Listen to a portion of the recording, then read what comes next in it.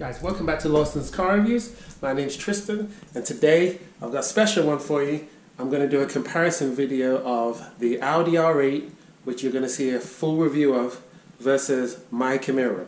So obviously, no brainer, huge difference in price.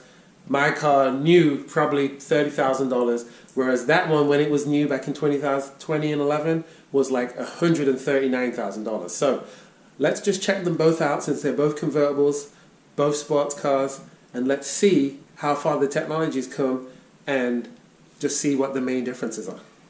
Let's get it. What's good, YouTube? This hood is really light. Giddy up!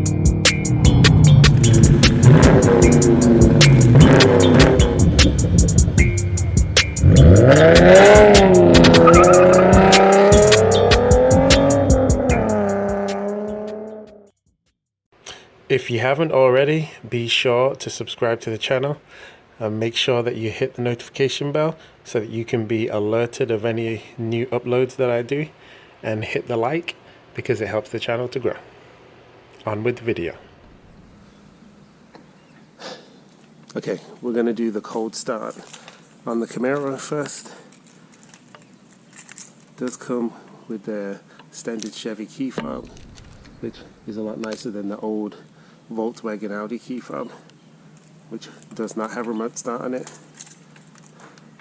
Gotta lock it and press this button. Starts it up.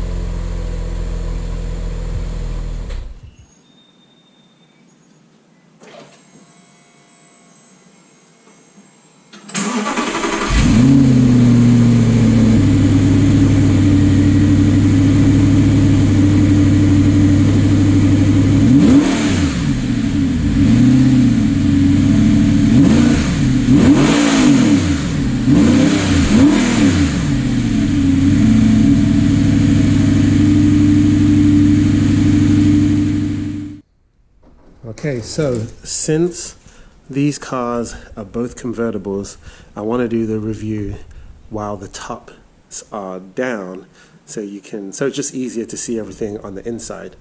But just take a look at the size difference between this Audi and my Camaro. I mean, my Camaro is not necessarily a gigantic car, but compared to the Audi, I mean, good Lord, it looks like a behemoth. I mean, it's definitely a lot different in size. So one of the things I wanted to point out is, yes, the Audi is a 2011 and it has an old school, basically VW key fob, these little flip keys. So you cannot open the roof remotely like you can on these new Chevy key fobs.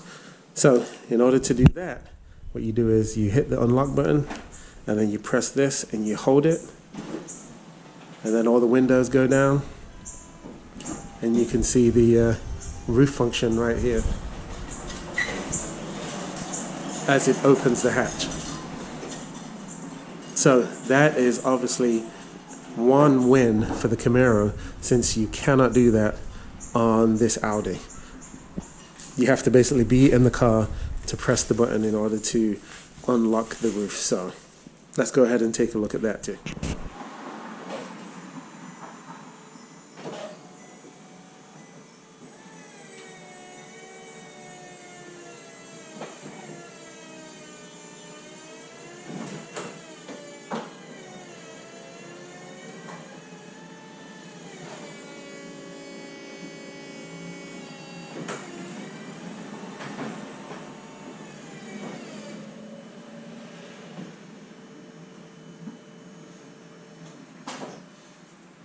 both cars actually have a really aggressive looking front end. The Audi looks awesome at the front, but so does the Camaro. Both of them just have an awesome stance to it.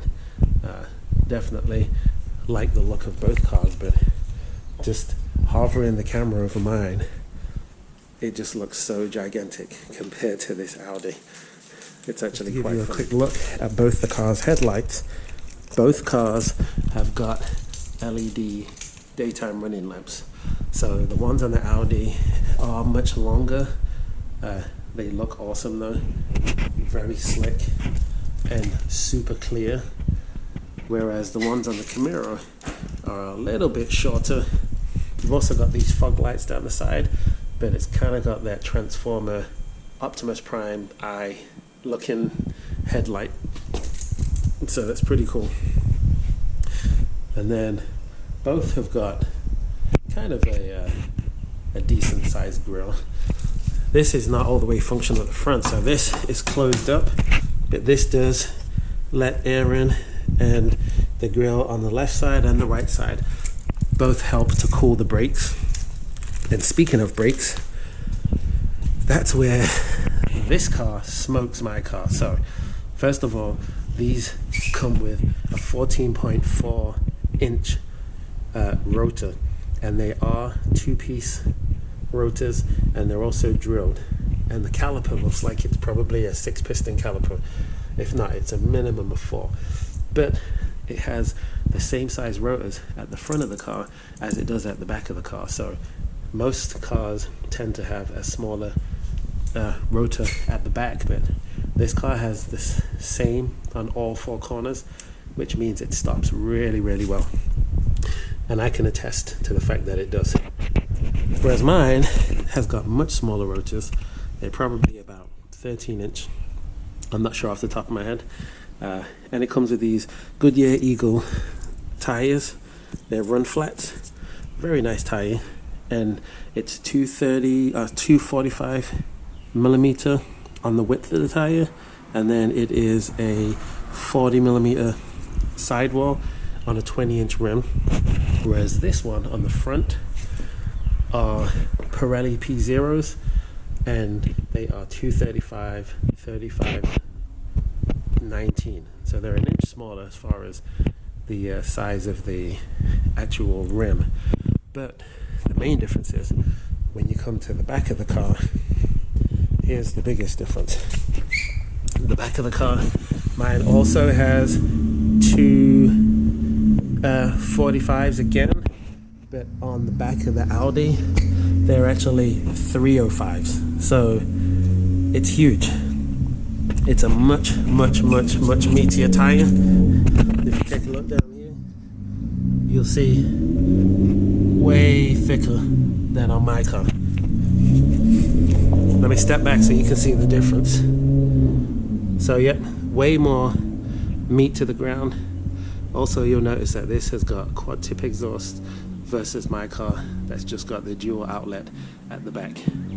Both have got cool tail lights. And one thing you'll notice is my car has got this pedestal spoiler, whereas the Audi has got a spoiler that actually has you can actually move it up and down. So when you get, I believe, over 80 miles an hour, you can move, it comes up by itself to give you more stability at the back. But you can also, if I turn on the ignition,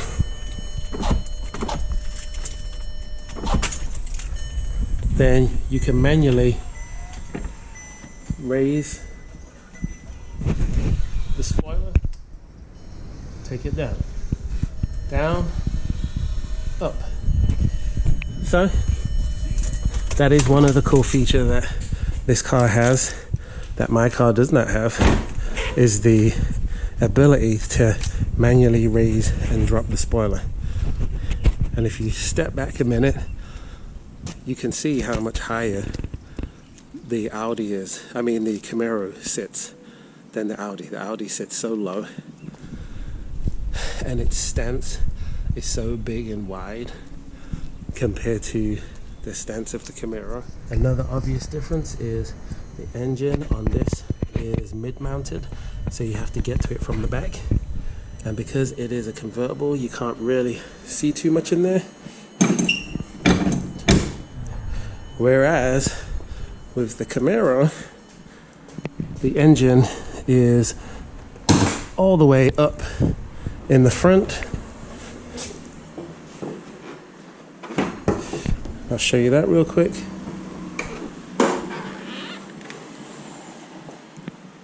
Here's Chevy's V6 engine.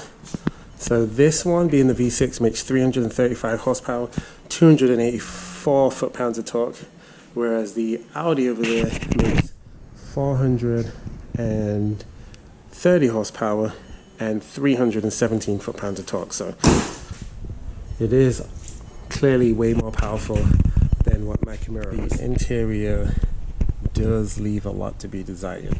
So it's really cheap plastics in so many places, and the carbon fiber here and the carbon fiber on the door and on the door seals here looks really cheap.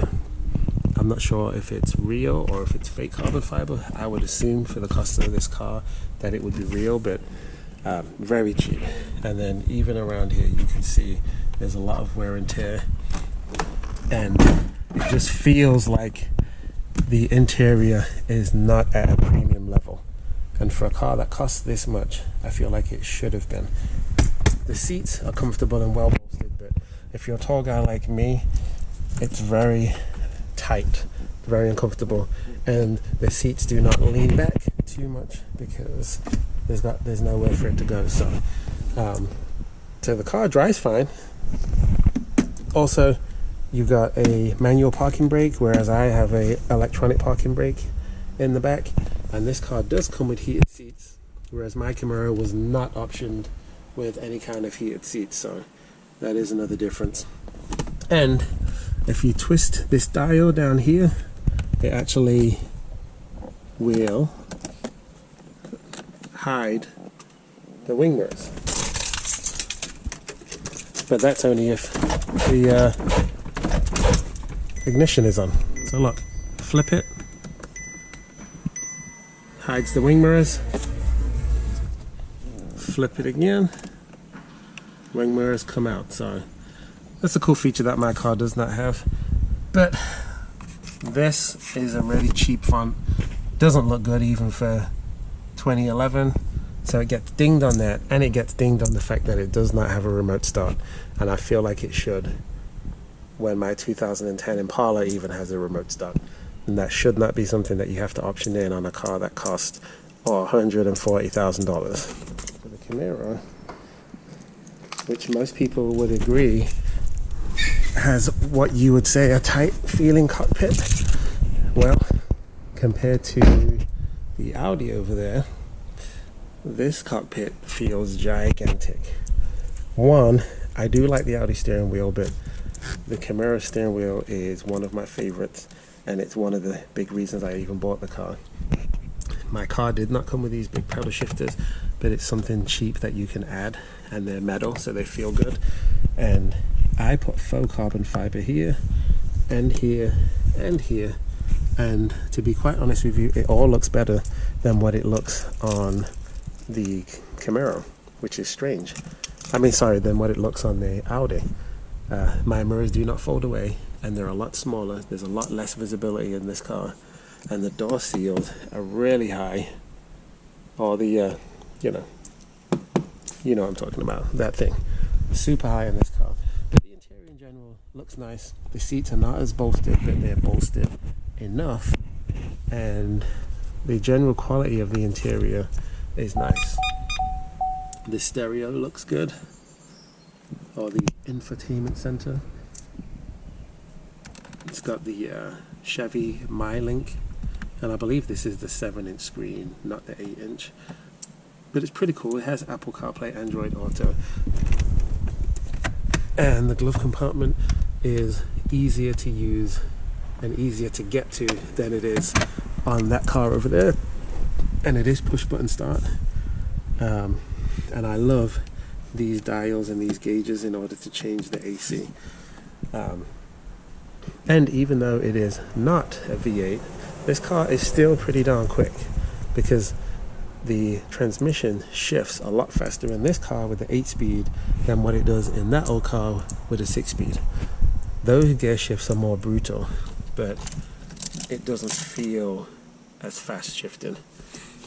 Not to mention, you do also get a digital readout in the middle, as well as the 2 analog gauges. And this car doesn't sound bad when you start it up. It does have a soft limiter, so even when you rev the engine, it doesn't sound as loud as what it does in that car, because that car has no soft limiter, which most new Audis nowadays do. So it's a very clean look. It's completely modern, unlike, say, the Mustang, where it's kept its retro styling. And the armrest has hardly any room in it, but you do have a little cubby back here to store some stuff. And don't forget, you've also got back seats, which the Audi doesn't have back seats, so that is an advantage as far as storage. But overall, really like both cars. I don't think I could live with the Audi as my everyday car, but I could live with it as just a basic weekend car. But you can't really take trips in it because you can't fit any luggage in it, so it's kind of a, you know, that's the catch. But anyway, hope you enjoyed the video. I've got many more coming up, just you wait, and I'll see you in the next one. And don't forget, smash the like button, make sure you comment, make sure you share the video, hit the notification bell so you can see when I've got new videos coming, and I'll see you in the next one.